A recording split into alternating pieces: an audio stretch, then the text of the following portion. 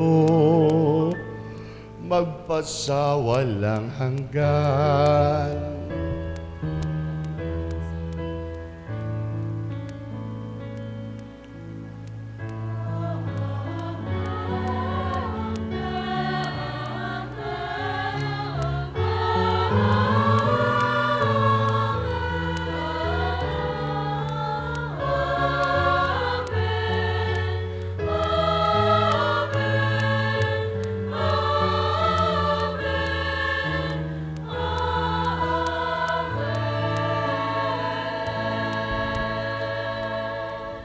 Bilang mga tunay na anak ng Diyos Ama, tumawag po tayo sa Kanya sa pamamagitan ng dasal na itinuro ng Panginoong Jesucristo.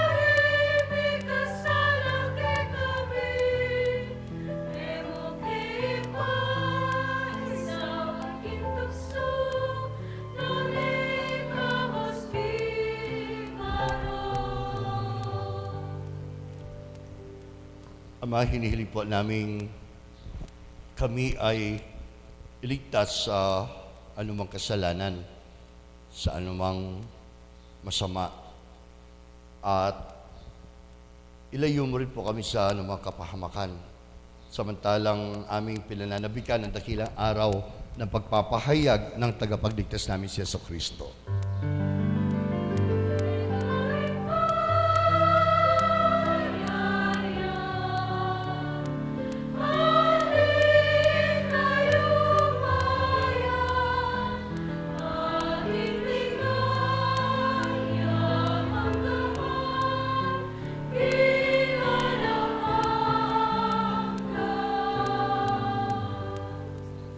Panginoong Jesucristo, sinabi mo sa iyong mga apostol at hanggang ngayon ay sinasabi mo pa rin sa amin, kapayapaan ang iniiwan ko sa inyo, ang aking kapayapaan ang ibinibigay sa inyo. Tunghayan mo, Ama, ang pananampalataya ng iyong mga anak. Huwag po ang aming mga pagkakasala. Kaming lahat ay pagkalooban mo ng kapayapaan. Maramdaman po sana namin ito sa kabila ng anumang pagsubok sa buhay. At kami ay pag-isahin mo rin sa iyong kalooban. Kasama ng Espiritu Santo, magpasawalang hanggan. Amen. Mga kapatid, ang kapayapaan ng ating Panginoon ay laging sumainyo. At sumainyo rin. Magbigayin kayo ng kapayapaan sa isa't isa. Kapayapaan sa inyo lahat.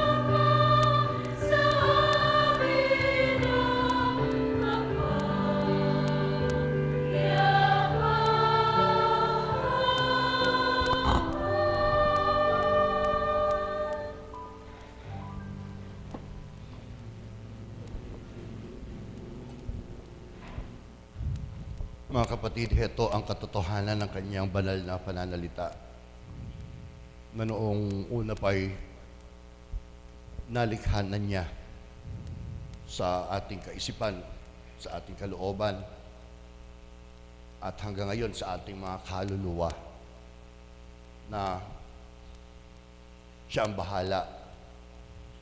Siya sa buhay natin ang mayakda at sa buhay din naman natin ang may tunay na kinalaman sa ating buong pagkatao.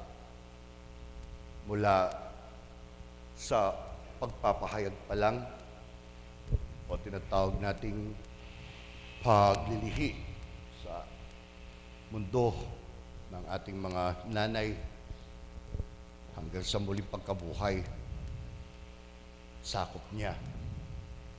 Kaya't mapalad tayo, meron tayong isang tunay na Diyos Ama na sa atin ay tapat, sa atin ay buhay, at sa atin hindi bibitaw. Panginoon, Hindi ako karapat-dapat na magpatuloy magpatuloy sa iyo. Ngunit sa isang salita, salita mo lang, ay gagaling na ako. ang katawan at dugo ng ating Panginoon sa Kristo, dadalhin po tayo lahat sa buhay na walang hanggan. Amen. Amen.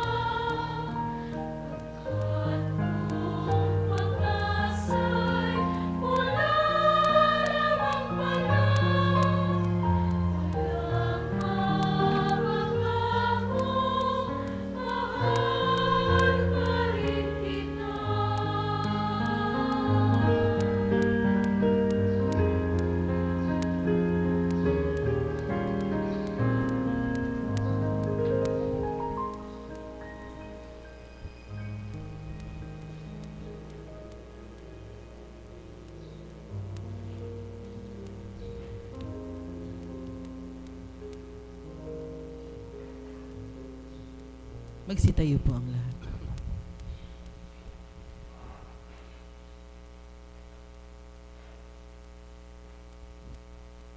Ama naming makapangyarihan,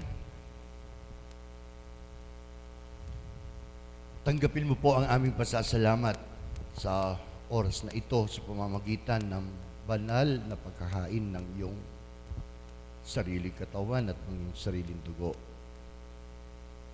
Pagtibayin mo pa po ang aming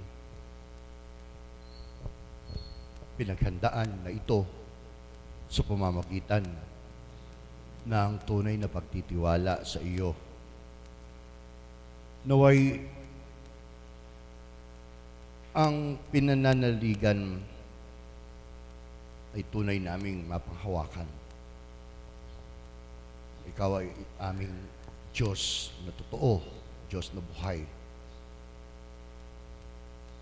Sa pamamagitan ng pagtugon ng Mahal na Birheng Maria na ipagdalang tao sa kanyang sinapupunan,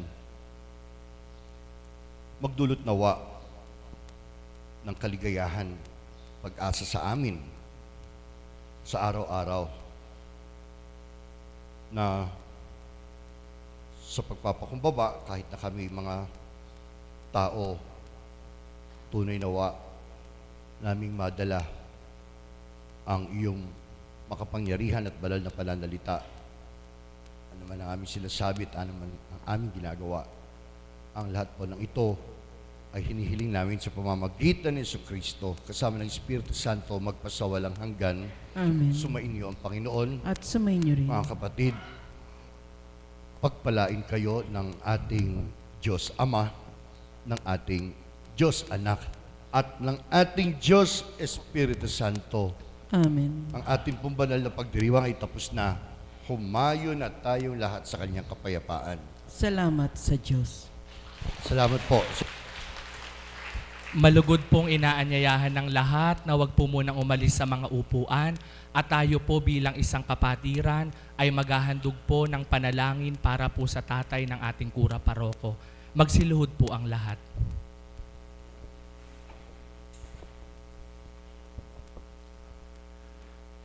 Sa sandali pong ito, sama-sama po nating itaas at iyalay sa dakilang Ama ang tatay o ama ng ating minamahal na kura paroko.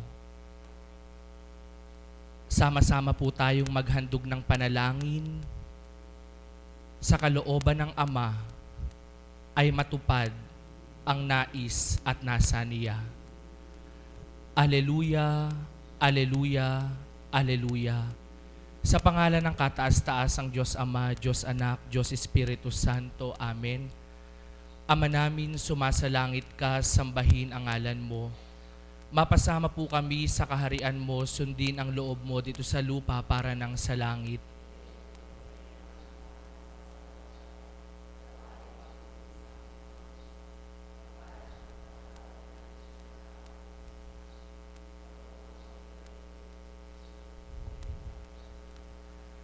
Aba, Santa Maria, napupuno ka po ng grasya, ang Panginoong Diyos ay sumasa iyo.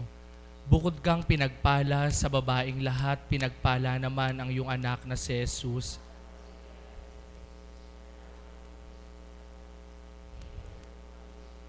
Luwalhati sa Diyos Ama, Diyos Anak at Diyos Espiritu Santo.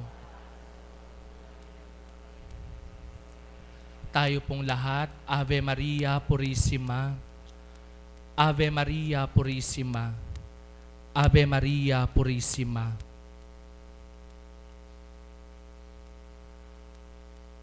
Ama naming dakila at makapangyarihan, Ikaw ang Diyos na walang hanggan at walang kapantay. Ikaw ang naghandog ng buhay sa mga nilalang sa sangkatauhan. Taglay mo ang tunay at wagas na kapangyarihan. Ama, sa sandali pong ito, kaming mga anak mo ay buong kapakumbabaang naninikluhod sa iyo. sa harapan ng iyong luklukan at trono bilang altar sa banal na dambana mo. Itinataas at hinihiling po namin sa iyo ang ama ng minamahal mong kura paroko sa parokyang ito. Ikaw po ang nakababatid ng laman ng kanyang kalooban. Ikaw ang nakadarama ng lumbay ng lingkod mong naturingan. Malabay ang iyong mga kamay, dalisay ang iyong pagmamahal, at puspos ang iyong kapangyarihan. Ang imposible sa tao ay posible sa iyo. Ang mahina ay mapalalakas mo, at ang patay na ay kaya mo pang buhayin, Ama. Kaya itinataas po namin sa iyo na naway maganap at maghari ang kalooban mo. Kung nais mo pong pagkalooban ng buhay, ibigay mo po ang ganap na kaparaanan upang taglayin niya ang kalakasan at ang kagalingan ay dumaloy sa kanyang katawan mula ulo hanggang talampakan. Pagtibayin mo po ang kanyang mga mahal sa buhay, higit lalo ang kanyang mga anak na turingan. Ama, ikaw po ang nakababatid ng kalahat-lahatan. Di man po sa tuwina o pagdaka makatungo ang anak mo sa lugar na yon, ang iyong banal na espiritu ang siyang magagabay at papatnubay sa dinaranas ng kanyang amang naturingan. Sumasamo po kami't dumudulog sa iyo bilang mga anak mo, maghari at maganap ang nasa at layon mo. Ang lahat po ng ito'y tinataas namin sa iyo sa pangalan ng bugtong na anak mo, aming Panginoong Hesukristo, sa liwanag at kapangyarihan ng iyong banal na espiritu, sa pagkalinga at pagmamahal ng mahal na Birheng Maria, at sa pangalan ng aming minamahal na Apo Conching, ang iyong kinalugdan, naway dinggin mo po ang aming panambitan ngayon at magpasawalang hanggan. Amen. O Jesus, Hari ng awa. O Jesus, Hari ng awa. O Jesus, Hari ng awa. O minamahal at iginagalang nating Inang Birheng Santa Maria, sa pangalan ng kataas-taasang Diyos Ama, Diyos Anak, Diyos Espiritu Santo. Amen.